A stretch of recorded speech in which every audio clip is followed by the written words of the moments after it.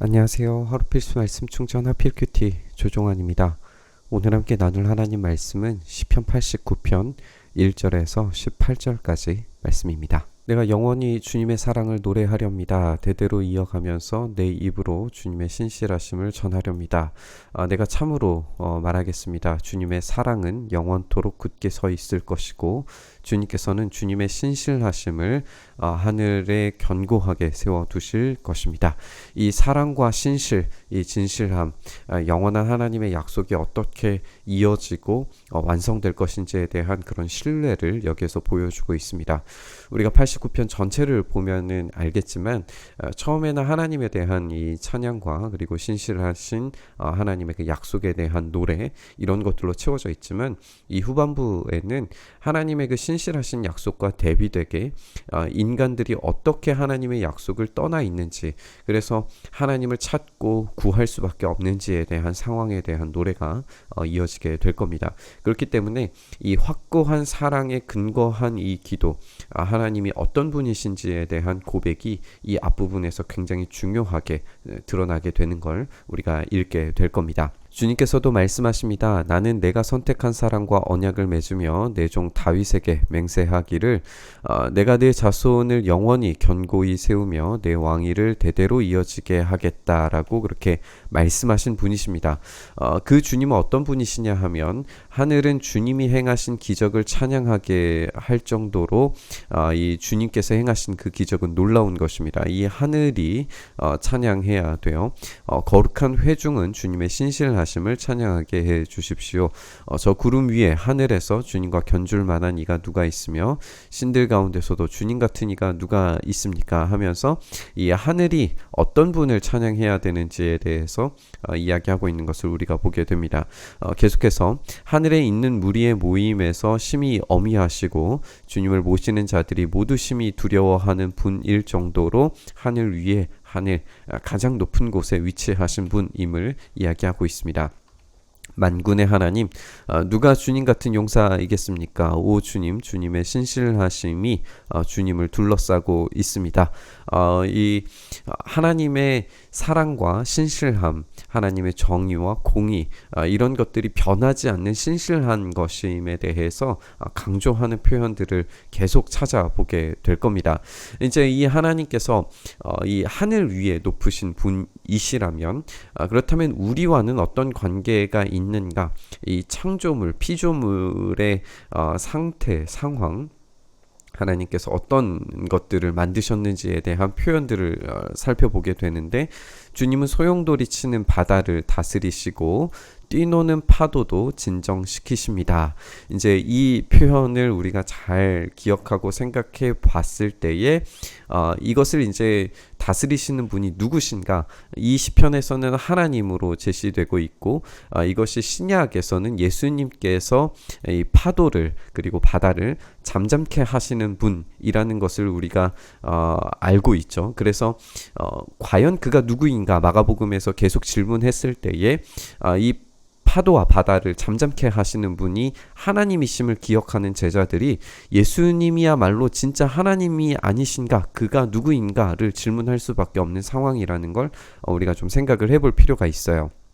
어쨌든 이렇게 하나님은 소용돌이 치는 바다와 뛰노는 파도를 진정시키는 분이십니다. 그런데 이 의미에서 시인은 조금 더 확장된 개념을 보여주게 되는데, 여기에 라합을 격파하여 죽이시고 라고 하는 표현, 그리고 원수들을 주님의 강한 팔로 흩으셨다 라고 하는 표현이 연결되어져 있는 걸로 우리가 이해하는 게 좋겠어요. 왜냐하면 이 바닷속 그리고 이 뛰노는 파도 밑에 있는 괴물이 있는데 그 괴물이 라합입니다.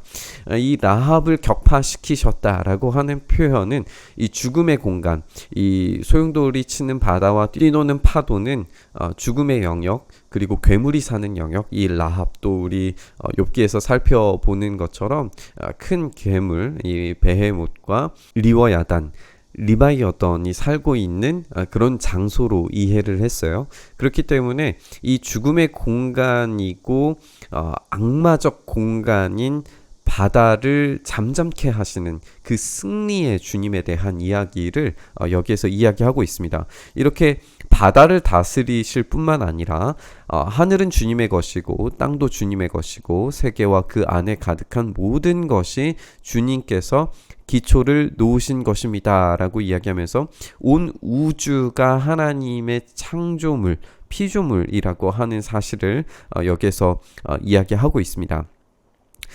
여기에 이제 자폰산과 아마누스산 그리고 다볼산과 헤르몬산이 등장을 하게 되는데, 이 자폰산과 아마누스산이라고 이제 이야기하는 것은 가장 북방에 있는 산과, 그리고 아마누스라고 하는 말 자체는 이제 동쪽을 이야기하는 것인데, 이스라엘이 긴 지형으로 생겼기 때문에 동쪽을 바라보는 편에서는 오른쪽이라고 하는 표현이 이제 남쪽을 의미하는 것일 수 있어요. 그래서 여기에 자폰산과 아마누스산이라고 표현하는 것은 이제 남북이라고 이해하는 것이 가장 적절해 보입니다.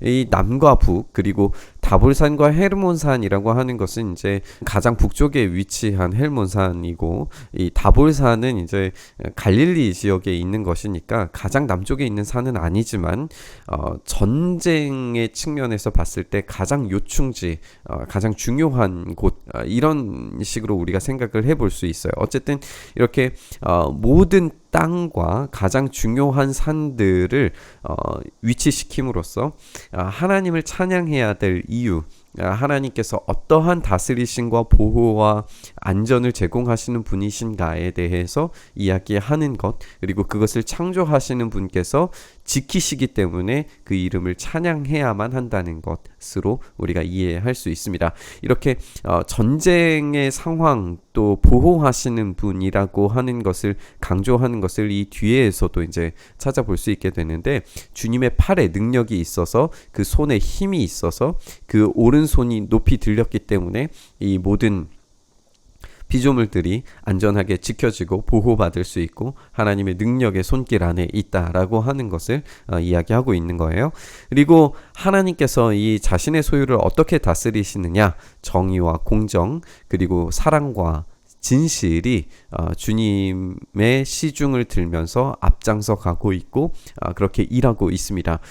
이게 이제 사실 하나님의 성품이 어떠한 것인가에 대해서 표현하는 아주 중요한 네 가지의 단어인데, 이 네 가지 단어를 모두 위치시킴으로써 하나님이 어떤 분이신지에 대해서 이야기하고 있습니다. 축제의 함성을 외칠 줄 아는 백성은 복이 있습니다. 주님, 그들은 주님의 빛나는 얼굴에서 나오는 은총으로 살아가게 될 겁니다. 그래서 그들은 온종일 주님의 이름을 크게 외치고 주님의 의로우심을 기뻐할 것입니다. 주님께서는 그들의 영광스러운 힘이십니다. 주님의 사랑 덕분에 우리는 승리의 뿔을 높이 쳐들게 됩니다. 주님은 우리의 방패이십니다. 이스라엘의 거룩하신 하나님, 참으로 주님은 우리의 왕이십니다. 라고 이렇게 노래하고 있습니다. 여기에서도 의로우심, 사랑, 이런 이야기들이 이스라엘의 승리와 그리고 보호와 연결되어져 있는 것을 보게 됩니다. 지금 이스라엘이 어떤 상황인지 우리 후반부에 가면은 더 자세하게 살펴볼 수 있게 되겠지만, 어쨌든 하나님은 이렇게 사랑과 정의로움, 공의와 또 신실하심으로 이스라엘을 다스리시고 보호하실 수 있는 능력의 하나님이십니다. 그 하나님께서 죽음의 공간도 제어하시고 그리고 높은 산들도 다스리시는 분이시기 때문에 온 우주의 창조자로서 이 모든 만물을 다스리시는 분으로서 이스라엘의 왕이시라는 것을 보여주고 있습니다. 우리가 이렇게 살펴본 것처럼 하나님은 모든 만물의 왕이시고 바다를, 죽음의 공간을 잠잠케 하시고 높은 산들마저도 찬양하게 만드시는 하나님이심을 우리가 보게 됩니다. 우리가 이제 자폰산이라고 하는 표현이 북방에 있는 산, 그리고 그 지역이 악마적 공간으로 나중에 후에 변하게 되는 것을 보게 됩니다. 그렇다면 우리 예수님께서 죽음의 공간을 정복하시고 파도와 바람을 잠잠케 하시는 분이셨다라고 하는 사실을 생각을 해본다면 이 여기에 등장하는 하나님, 우리의 진짜 왕이 누구신가에 대한 답변을 예수 그리스도로 연결시키는 것이 어렵지 않습니다. 그렇다면 오늘 이 시편에서 이야기하고 있는 이 찬양과 경배를 받기 합당하신 사랑과 진실, 정의와 공의로 일하시는 그분이 바로 우리 예수님이시라는 사실도 기억해 볼 수 있습니다. 우리의 삶이 파도와 바람 가운데 그리고 높은 산 위에서 좌절과 절망의 순간을 맞이하는 것과 같을지라도 그 모든 만물을 다스리시는 우리 주님께서, 우리의 참된 왕이신 예수님께서 우리의 삶을 다스리실 때에 모든 문제가 해결되고 정의와 공의, 사랑과 진실이 넘치는 그런 통치가 우리의 삶에 임할 수 있다는 사실을 우리가 기대할 수 있습니다. 우리가 오늘 기도의 자리로 나아가면서 참된 왕이신 우리 예수님께서 우리의 삶을 다스리실 때에 그 바다의 공간을 잠잠케 하시고 높고 험준한 산맥마저도 평탄하게 만드시는 우리 예수님의 놀라운 일하심이 우리의 삶에 있게 해달라고 간절히 기도하면서 묵상의 자리로 나아갔으면 좋겠습니다. 주님, 그렇게 우리를 다스려 주시고 통치하셔서 주님의 놀라운 일하심이 그 사랑과 진실과 정의와 공의가 우리의 삶에 임하도록 주여 역사하여 주시옵소서. 하늘의 뜻이 땅 위에서 이루어진 것처럼 하나님의 나라가 이 땅 가운데서 이루어지는 은혜가 우리 가운데 있게 하여 주시옵소서.